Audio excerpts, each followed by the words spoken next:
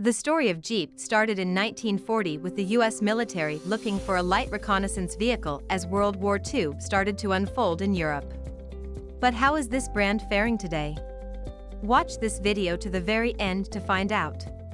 The US government contacted 135 companies to create working prototypes of a four-wheel drive reconnaissance car.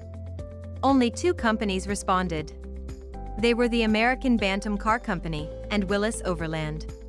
They were given only 49 days to come up with a working prototype.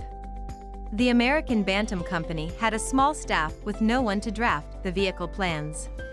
Because of this, freelance designer Karl Probst was put on the task by the Army after he had turned down Bantam's initial request. Probst drafted the full plans in just 2 days.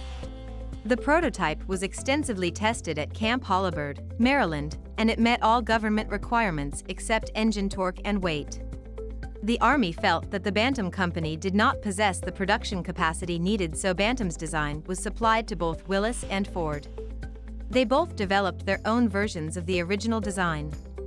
Because Willis incorporated their powerful L134 engine, nicknamed the Go Devil, they won the initial production contract. The final product, however, became a mix of all 3 manufacturers' design elements. Because the US War Department required a large number of vehicles in a short amount of time, Willis Overland granted the US government a non-exclusive license to allow another company to manufacture vehicles using their specifications. The Army chose Ford as their second supplier. The 3 main prototype models from the companies were the Bantam BRC40, Ford GP, and the Willis Quad. Bantam did not produce many units until they switched to producing other war materials, but Willis and Ford produced more than 600,000 units during World War II. The Jeep has since been called one of the most important technical factors in helping the Allies win the war. Since the beginning of civilian Jeep production in 1945, the Jeep Company has had its headquarters in Toledo, Ohio.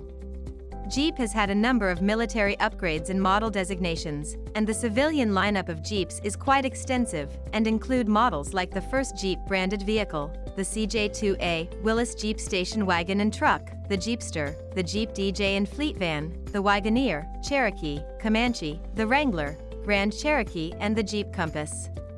The Jeep marque has been in different hands through the years, among them AMC and Chrysler.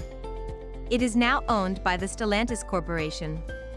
Jeep's current model lineup includes the Renegade, Compass, Cherokee and Grand Cherokee, the Wrangler and Wrangler Unlimited, Wagoneer, Avenger, and the Gladiator. The company is set to release 4 new all-electric SUVs in the US and Europe by 2025. This will include an electric Wagoneer and the Jeep Recon. Being born in wartime as a warrior, the Jeep has fought its way into civilian use and modern times. Its next battle will be on the competitive electric market of the future.